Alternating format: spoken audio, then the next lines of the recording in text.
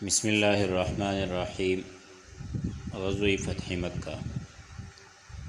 امام ابن قیم لکھتے ہیں کہ یہ وہ فتح اعظم ہے جس کے ذریعہ اللہ نے اپنے دین کو، اپنے رسول کو، اپنے لشکر کو اور اپنے امانت دار گروہ کو عزت بخشی، اور اپنے شہر کو اور اپنے گھر کو جسے دنیا والوں کے لیے ذریعہ ہدایت بنایا ہے، کفار و مشرکین کے ہاتھوں سے چھٹکارا دلایا۔ اس فتح سے آسمان والوں میں خوشی کے لہر دوڑ گئی، اور اس کی عزت کی تناب جوزا کے شانوں پر تن گئی، اور اس کی وجہ سے لوگ اللہ کے دین میں فوج در فوج داخل ہوئے، اور روئی زمین کا چہرہ روشنی اور چمک دمک سے جگمگا اٹھا۔ صلح حدیبیہ کے ذکر میں ہم یہ بات بتا چکے ہیں کہ اس معاہدے کی ایک دفعہ یہ تھی کہ جو کوئی محمد صلی اللہ علیہ وسلم کے عہد و پیمان میں داخل ہونا چاہے داخل ہو سکتا ہے، اور جو کوئی قریش کے عہد و پیمان میں داخل ہونا چاہے داخل ہو سکتا ہے، اور جو قبیلہ جس فریق کے ساتھ شامل ہوگا اس فریق کا ایک حصہ سمجھا جائے گا۔ لہٰذا ایسا کوئی قبیلہ اگر کسی حملے یا زیادتی کا شکار ہوگا تو یہ خود اس فریق پر حملہ اور زیادتی تصور کی جائے گی۔ اس دفعہ کے تحت بنو خزاعہ رسول اللہ صلی اللہ علیہ وسلم کے عہد و پیمان میں داخل ہو گئے، اور بنو بکر قریش کے عہد و پیمان میں۔ اس طرح دونوں قبیلے ایک دوسرے سے مامون اور بے خطر ہو گئے، لیکن چونکہ ان دونوں قبیلوں میں دور جاہلیت سے عداوت اور کشاکش چلی آ رہی تھی، اس لیے جب اسلام کی آمد ہوئی اور صلح حدیبیہ ہو گئی اور دونوں فریق ایک دوسرے سے مطمئن ہو گئے، تو بنو بکر نے اس موقع کو غنیمت سمجھ کر چاہا کہ بنو خزاعہ سے پرانا بدلہ چکا لے۔ چنانچہ نوفل بن معاویہ دیلی نے بنو بکر کی ایک جماعت ساتھ لے کر شعبان 8 ہجری میں بنو خزاعہ پر رات کی تاریکی میں حملہ کر دیا۔ اس وقت بنو خزاعہ عتیر نامی ایک چشمے پر خیمہ زن تھے، ان کے متعدد افراد مارے گئے، کچھ جھڑپ اور لڑائی بھی ہوئی۔ ادھر قریش نے اس حملے میں ہتھیاروں سے بنو بکر کی مدد کی، بلکہ ان کے کچھ آدمی بھی رات کی تاریکی کا فائدہ اٹھا کر لڑائی میں شریک ہوئے۔ بہرحال حملاوروں نے بنو خزاعہ کو ادھیڑ کر حرم تک پہنچا دیا۔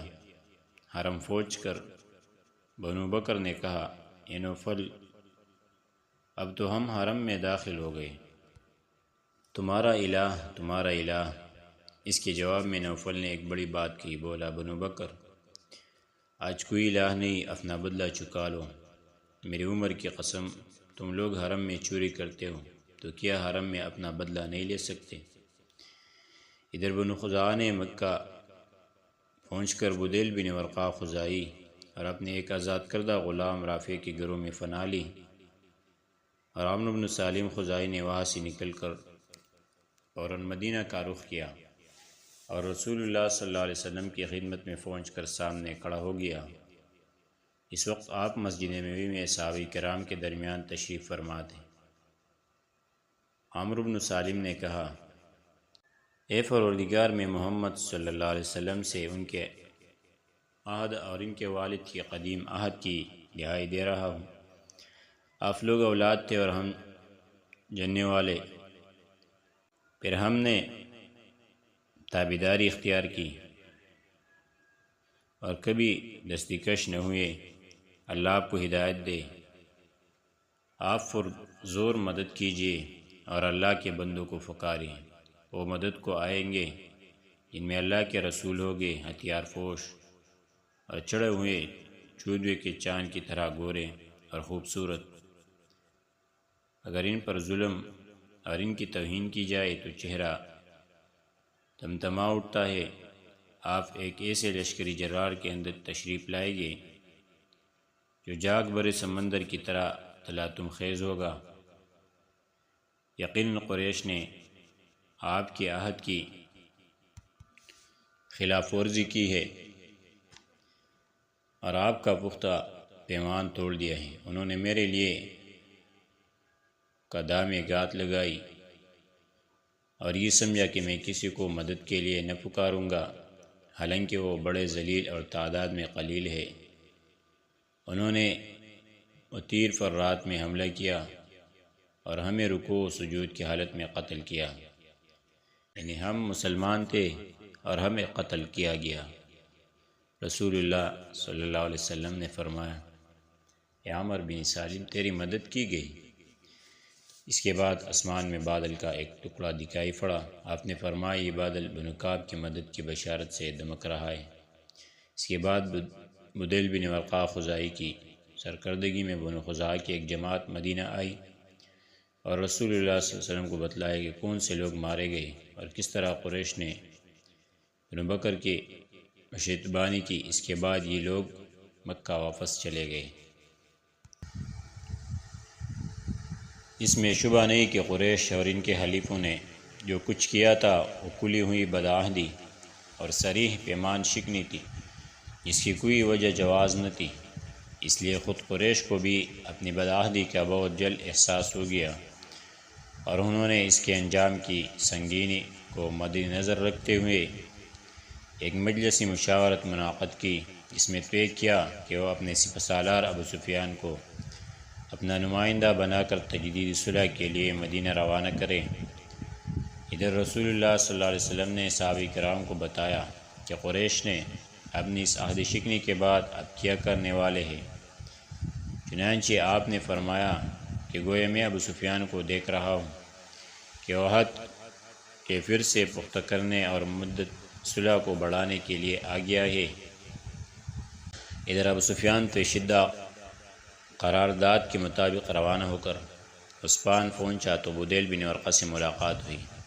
بدیل مدینہ سے مکہ واپس آ رہا تھا۔ ابو سفیان سمجھ گیا کہ یہ نبی صلی اللہ علیہ وسلم کے پاس سے ہو کر آ رہا ہے۔ پوچھا، بدیل کہاں سے آ رہے ہو؟ بدیل نے کہا، میں خزاعہ کے ہمراہ اس ساحل اور وادی میں گیا ہوا تھا۔ پوچھا، کیا تم محمد کے پاس نہیں گئے تھے؟ بدیل نے کہا، نہیں۔ مگر جب بدیل مکہ کی جانب روانہ ہو گیا تو ابو سفیان نے کہا، اگر وہ مدینہ گیا تھا تو وہاں اپنے اونٹ کو گٹلی کا چارہ کھلایا ہوگا۔ اس لیے ابو سفیان اس جگہ گیا جہاں بدیل نے اپنا اونٹ بٹھایا تھا اور اس کی مینگنی لے کر توڑی تو اس میں کھجور کی گٹلی نظر آئی۔ ابو سفیان نے کہا، میں خدا کی قسم کھا کر کہتا ہوں کہ بدیل محمد کے پاس گیا تھا۔ بہرحال ابو سفیان مدینہ پہنچا اور اپنی صاحبزادی ام المومنین حضرت ام حبیبہ رضی اللہ عنہا کے گھر گیا۔ جب رسول اللہ صلی اللہ علیہ وسلم کے بستر پر بیٹھنا چاہا تو انہوں نے بستر لپیٹ دیا۔ ابو سفیان نے کہا، بیٹی، کیا تم نے اس بستر کو میرے لائق نہیں سمجھا یا مجھے اس بستر کے لائق نہیں سمجھا؟ انہوں نے کہا، یہ رسول اللہ صلی اللہ علیہ وسلم کا بستر ہے اور آپ نافاق مشرک آدمی ہے۔ ابو سفیان کہنے لگا، خدا کی قسم میرے بعد تمہیں شر پہنچ گیا ہے۔ پھر ابو سفیان وہاں سے نکل کر رسول اللہ صلی اللہ علیہ وسلم کے پاس گیا اور آپ سے گفتگو کی۔ آپ نے اسے کوئی جواب نہ دیا۔ اس کے بعد ابو بکر رضی اللہ عنہ کے پاس گیا اور ان سے کہا کہ وہ رسول اللہ صلی اللہ علیہ وسلم سے گفتگو کرے۔ انہوں نے کہا، میں ایسا نہیں کر سکتا۔ اس کے بعد وہ عمر بن خطاب رضی اللہ عنہ کے پاس گیا اور ان سے بات کی۔ انہوں نے کہا، بھلا میں تم لوگوں کے لیے رسول اللہ صلی اللہ علیہ وسلم سے سفارش کروں گا؟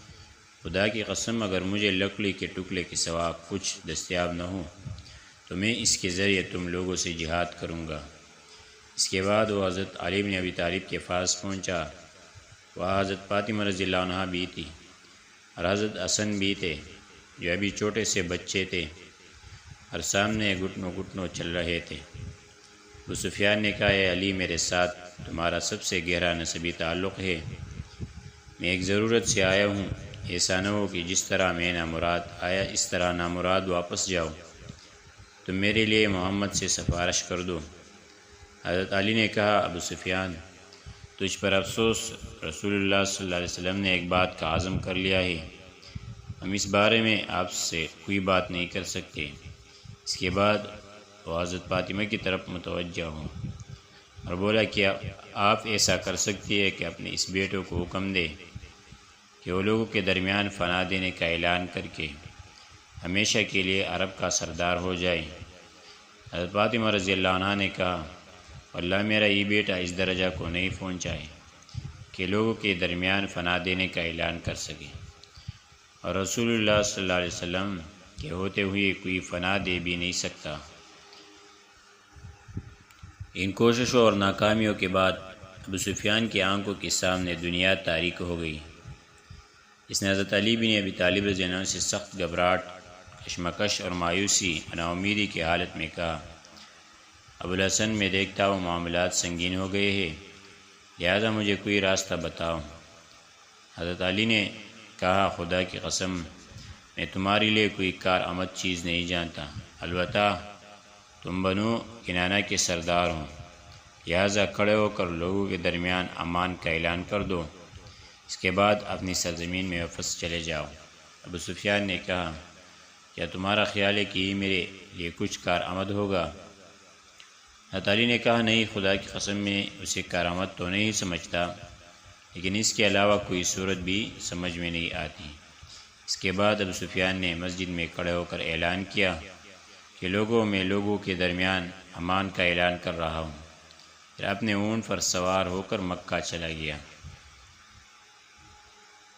قریش کے پاس پہنچا تو وہ پوچھنے لگے کہ پیچھے کا کیا حال ہے۔ ابو سفیان نے کہا میں محمد کے پاس گیا، بات کی تو انہوں نے کوئی جواب نہیں دیا۔ پھر ابو قحافہ کے بیٹے کے پاس گیا تو اس کے اندر کوئی بلائی نہیں پائی۔ اس کے بعد عمر بن خطاب کے پاس گیا تو اسے سب سے کڑ دشمن پایا۔ پھر علی کے پاس گیا تو اسے سب سے نرم پایا۔ اس نے مجھے ایک رائے دی اور میں نے اس پر عمل بھی کیا، لیکن پتہ نہیں وہ کارآمد بھی ہے یا نہیں۔ لوگوں نے پوچھا وہ کیا رائے تھی؟ ابو سفیان نے کہا وہ رائے یہ تھی کہ میں لوگوں کے درمیان امان کا اعلان کر دوں، اور میں نے ایسا ہی کیا۔ قریش نے کہا تو کیا محمد نے اسے نافذ قرار دیا؟ ابو سفیان نے کہا نہیں۔ لوگوں نے کہا تیری تباہی ہوں، اس شخص نے تیرے ساتھ محض مذاق کیا۔ ابو سفیان نے کہا خدا کی قسم اس کے علاوہ کوئی صورت نہ بن سکی۔